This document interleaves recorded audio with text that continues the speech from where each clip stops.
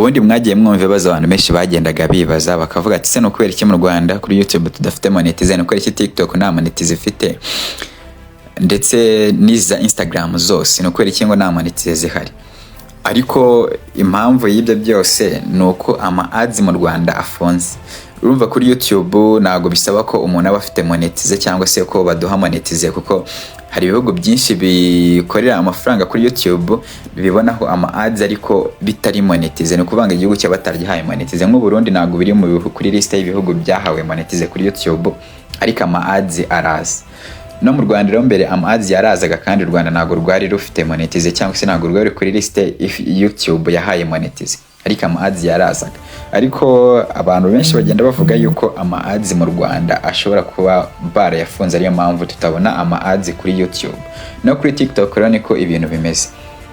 N'ubundi niyo baduha monetize kuri TikTok ama ads ashobora kutaza, ahubwo ikintu baduhaye ni subscription, ndetse ni certificate bagiye babereka ngo monetize mu Rwanda byamaze kurangira. Ntago ari byo, ahubwo ni AI bakoresheje kugira ngo batange iriya, kugira ngo berekane yuko mu Rwanda hari monetize. Nabonye n'abantu benshi basobanutse bagiye babipostinga, ariko ntago ari byo. Ariko noneho reka nkwereke akantu kamwe ko bazanye mu Rwanda konyine. Reka njye kuri TikTok ubundi nkwereke ukuntu bimeze ako kantu akariko.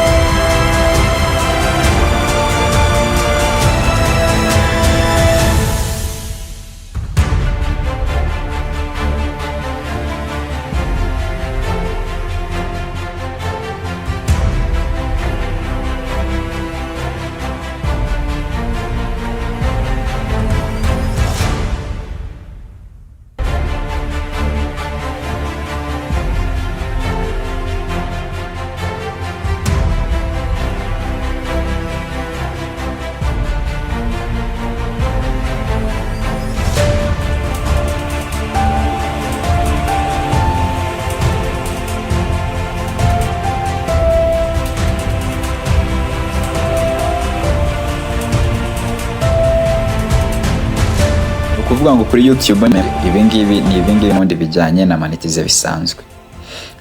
Nako ni bijya kumera nka subscription ya TikTok. Nundi kuri YouTube naho iyo umaze kubona membership uba wemereye kuba wakora community yawe, ukajishyiramo video zawe. None izo video nimba wamaze kuzishyiramo nta muntu wazireba ataramaze kugura membership kugira ngo abe nko mu member.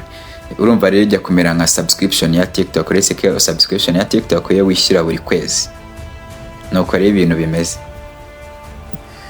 Yari ibindi ngenda mbagezaho amakuru menshi agiye atandukanye. Mwebwe mujye mwibuka gukora subscribe kuri YouTube channel yacu ariyo TJP Media, ndetse mwibuke gusharinga na video zacu kugira ngo zigende zigera ku bantu benshi bagiye batandukanye. Naho utaha mu yindi video rero turabakunda cyane. Muri iki gihe ishusho y'ikigo cyawe imenyekana mu masegonda make. Mbere y'uko umuntu agera ku muryango wawe abanza kugushakira kuri internet, kandi iyo agushatse nakubone neza cyangwa website yawe agasanga itari professional ahita yigira ahandi. Niyo mpamvu muri TJP Media dukora website z'umwuga zigezweho, zihuta kandi zizewe.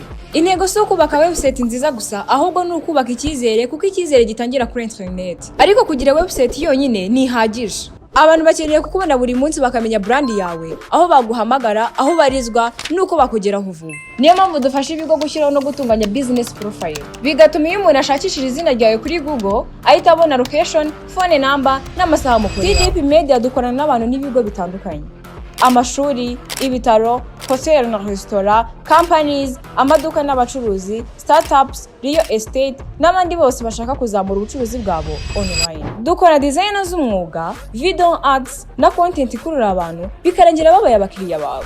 Si ibyo gusa kandi, muri TJP Media dutanga ubujyanama ku bantu n'ibigo bashaka gukoresha social media mu kuzamura ubucuruzi bwabo, ndetse tugatanga amahugurwa mu gutegura content, gukora design no kwihutisha akazi kawe ukoresheje AI. Tuguha serivisi nziza aho waba uri hose, haba iwacu mu gihugu ndetse no hanze yacyo. Ikindi dukora maintenance ya website ndetse tukayifasha kuba yagaragara hejuru y'izindi zose kugira ngo business yawe ikomeze gukura.